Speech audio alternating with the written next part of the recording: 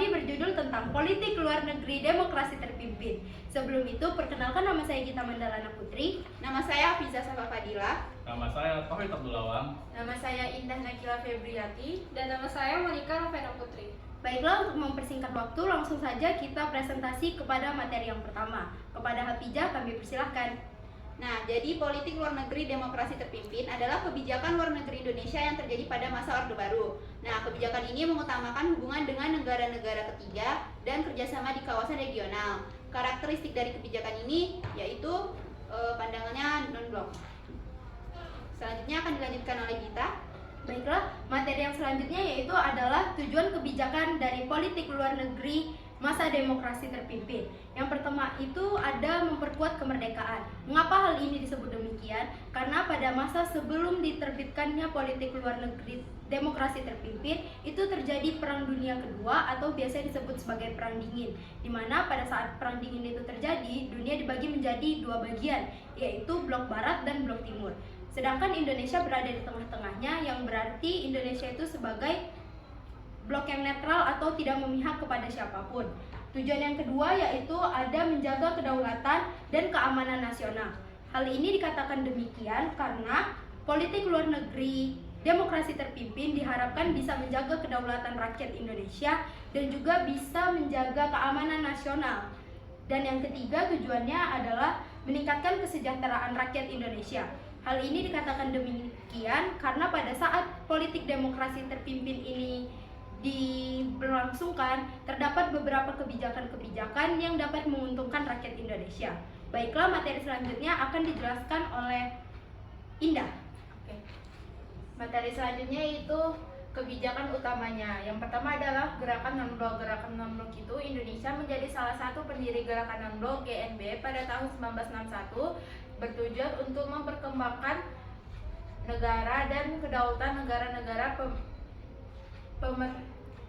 berkembang. Nah, yang kedua itu konfrontasi dengan Malaysia. Indonesia menjadi bagian konfrontasi dengan Malaysia pada tahun 1963 sampai 1966.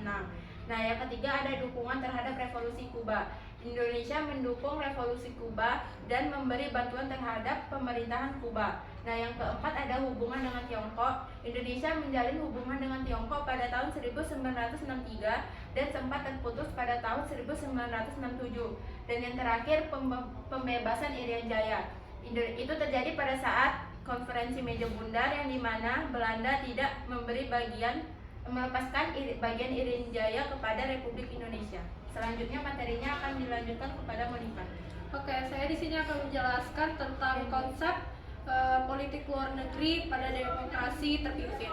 Nah, konsep politik luar negeri demokrasi terpimpin ini dibagi menjadi tiga. Yang pertama itu ada konsep politik bebas aktif, terus yang kedua itu ada yang namanya nasionalisme, dan terakhir itu konsep anti-imperialisme. Jadi yang pertama itu konsep politik bebas aktif itu pertama kali dicetuskan oleh Dr. Agus Muhammad Hatta pada pidatonya di depan Komite Nasional Indonesia Pusat pada tanggal 2 September 1948. Nah, kata bebas di sini artinya Indonesia itu tidak memihak pihak manapun yang berkuasa. Terus yang kedua itu kata aktif, itu artinya Indonesia ikut berpartisipasi dalam upaya perdamaian dunia. Jadi politik luar negeri bebas aktif ini merupakan Indonesia bebas memilih sikap dan juga kebijakan terkait dengan masalah yang berada di kancah internasional dan juga tidak memihak pihak manapun. Nah, konsep ini pertama kali itu dicetuskan karena dilatar belakangi oleh pasca Perang Dunia Kedua, yang dimana itu terdapat suatu perang dingin yang membuat dunia ini dibagi menjadi dua seperti yang dijelaskan oleh Gita tadi, yaitu blok barat dan blok timur. Blok barat itu dipimpin oleh Amerika Serikat atau US yang beraliran kapitalisme, sedangkan blok timur itu dipimpin oleh Uni Soviet yang beraliran komunis. Nah, tujuan dibentuknya konsep politik bebas aktif itu yang pertama itu untuk mempertahankan kemerdekaan suatu bangsa.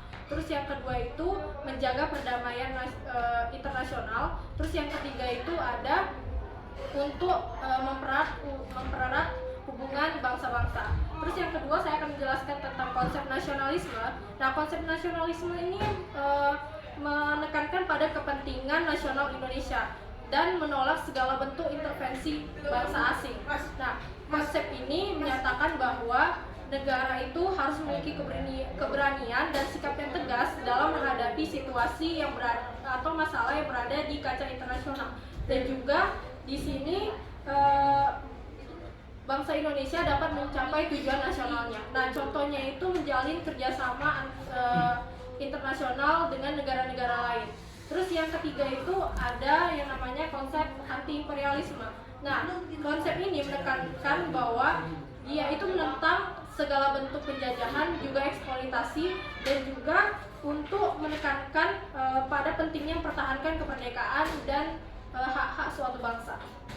Dan untuk materi selanjutnya akan dijelaskan oleh Awang.